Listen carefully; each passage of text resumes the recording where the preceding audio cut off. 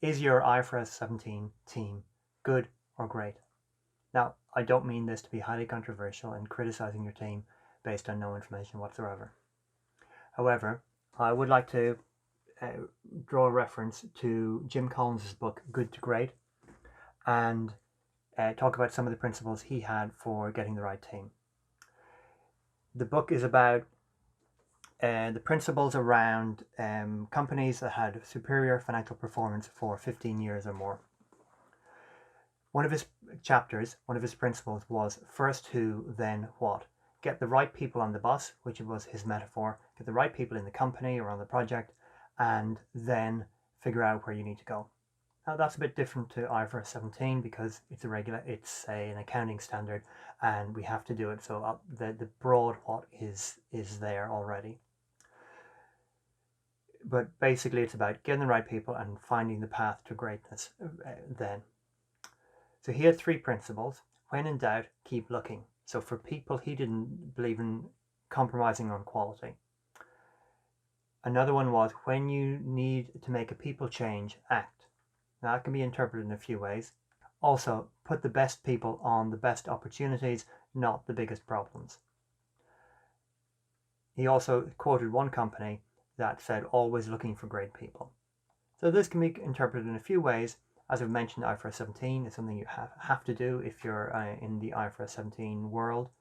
But I think the overall principles are not about delaying looking for people, looking for great people. It does say when in doubt, keep looking, but it's about knowing the right people and actively looking for those people.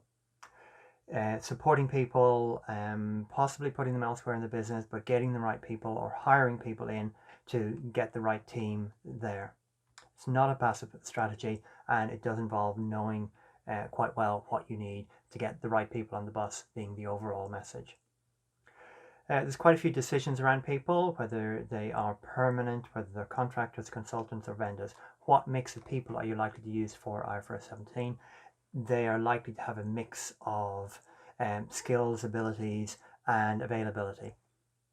The location and the duration you want them may be a factor, and the cost can obviously be a factor as well.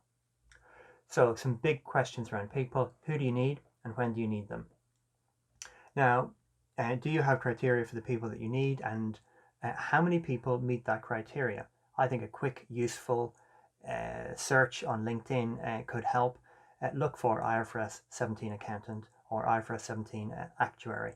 Look for people with the software knowledge that you need. Are they available? Are they in your location?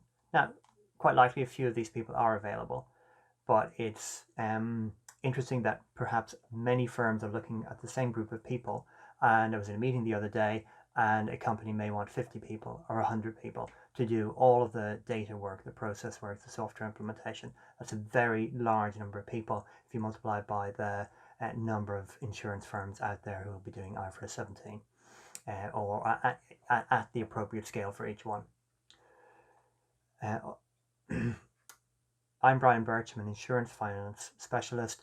If you like this video, please connect on LinkedIn or comment below. And I've put up some suggested comments.